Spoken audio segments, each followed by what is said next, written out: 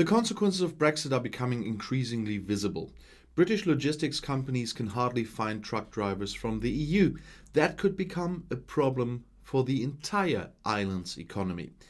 There's hardly anything that they haven't had in the truck before. The Young's company from East London brings goods such as food or tool parts from A to B. The processes are perfectly coordinated like an orchestra. Rob Holliman would then be the conductor, and he just has to watch the musicians run away. That has to do with Brexit above all, says the freight forwarder. Many of my drivers are unsure whether they are still welcome here, no matter how much we encourage them to do so. But we need them, they have to work. Many have returned to their homeland and some never come back, he says. For decades, British logistics companies have attracted drivers from the EU, but since Brexit, many of them no longer feel like going to the island. I have friends who no longer want to work in Great Britain, says Nicu, who comes from Romania. Too few drivers and more bureaucracy. The British logistics industry has been feeling for months what Brexit means in practice. Welcome to reality. Rod Mackenzie of the Road Haulage Association has warned the UK government of precisely these consequences.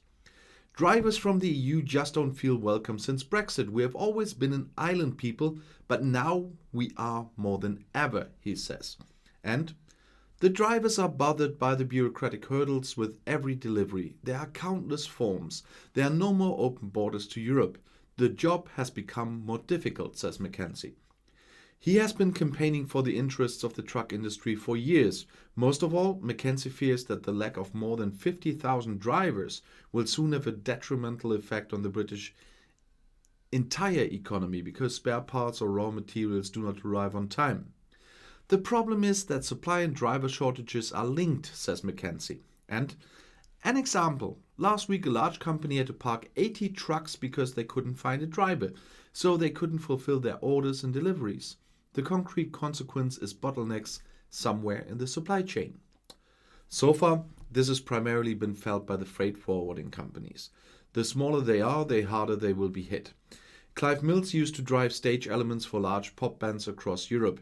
He owned 16 trucks and vans and employed drivers from the EU. Today he's alone, and I talked about that on Monday already, and he is only working with a friend now. And he said Brexit ruined his business, and there's almost nobody left in the company but him, and he thinks he needs even luck to get a driver. And at the moment, people, why should they feel welcome? The shortage of workers from the EU and new rules after Brexit are also causing problems for Clive's neighbours in the south of England. Farmers are missing harvest workers, fishermen can no longer deliver to the EU. Why didn't the government tell us 2 years ago you won't be able to sell your lobsters anymore, and neither will your crabs? You have to fill out a bunch of documents. Artists have problems going on tour. We have the government for 4 years and asked, what will this mean for all of us, says Mills. Nothing came from them. Silence. They had no idea themselves. Mills now only has some small jobs left on the island. He thinks nostalgically of the hundreds of thousands of kilometers that he has rolled across the EU. Driving trucks is his passion, but since Brexit there has been no perspective. And seriously, he is thinking about shutting his company after running this company for more than 20 years. And he already closed part of the company. And to be honest, reading a lot of comments under my videos from Brexiteers, I can absolutely understand why a lot of those drivers from the EU will not feel welcome in the UK again, and I absolutely understand their decision not to go back. And if you want to stay informed, please subscribe to my channel. I'll see you in my next video. Auf Wiedersehen.